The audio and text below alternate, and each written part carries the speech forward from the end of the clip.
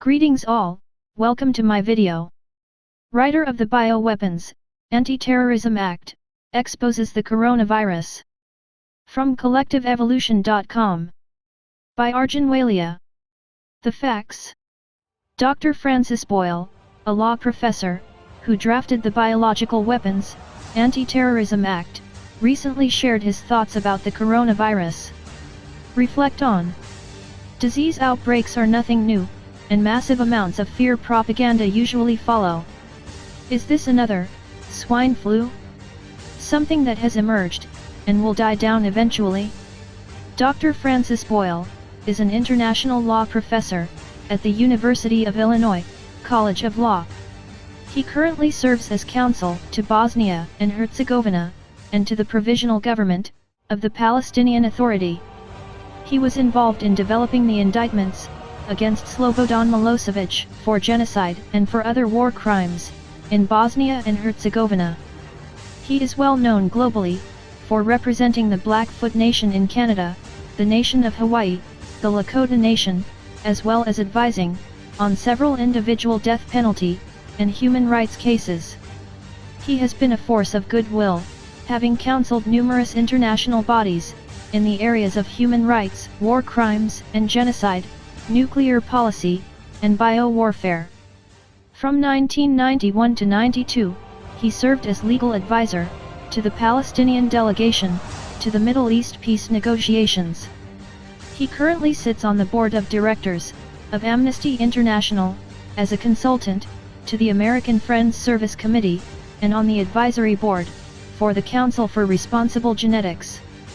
Furthermore, he drafted the U.S. domestic legislation for the Biological Weapons Convention, known as the Biological Weapons, Anti-Terrorism Act of 1989. It was approved unanimously by both houses of the U.S. Congress, and signed into law. He has a lot of knowledge on the topic of biological warfare, which is why it's interesting to hear his thoughts and opinions on the coronavirus. As stated in the interview linked below, he believes that the coronavirus is a biological warfare weapon, and that it may have leaked out, unintentionally. Regardless, he believes that pharmaceutical companies are set to profit off of this outbreak in a big way. Dr. Boyle has come across information suggesting that Chinese scientists may have stolen this virus out of a lab in Winnipeg, where Canada tests a lot of their biological warfare weapons. He believes the virus then leaked out of a lab in Wuhan, BSL-4, in the wake of previous reports of leaks coming out of this specific lab.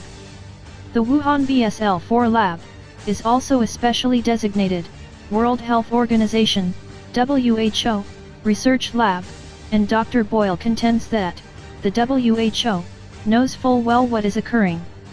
A CBC News report maintains that, while there is truth that the lab in Winnipeg had some policy breaches with researchers who were Chinese nationals, it is not confirmed that this involved stealing the virus and bringing it to Wuhan.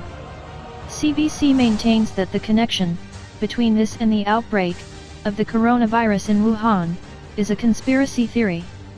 It appears that the coronavirus that we are dealing with here is an offensive, biological warfare weapon that leaked. I'm not saying it was done deliberately. I'm afraid that's what we are dealing with today. Final thoughts. When it comes to this type of information, and these types of outbreaks, I'm reminded of the swine flu outbreak many years ago. There is a lot of fear propaganda being put out by the media, and I personally don't really pay much attention to it. I'm not saying it's not dangerous, and it's not a concern, I'm just saying that ultimately, it's a waste of time to worry. At the end of the day, the best thing we can do for ourselves for protection is to simply optimize your health and boost your immune system. When it comes to this actual virus and its origins, I have not looked into it enough. I thought it was important to share the interview above from a knowledgeable individual in this area, as mainstream media doesn't seem to go into this type of stuff, despite the fact that it does seem like important and relevant information. Furthermore, it can be confusing when such a well-read academic and researcher in the field shares information yet mainstream media simply categorizes it as a conspiracy theory.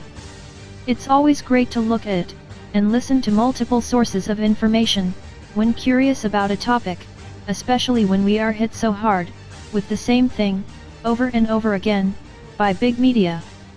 In my opinion, just as the swine flu, this outbreak will eventually die off.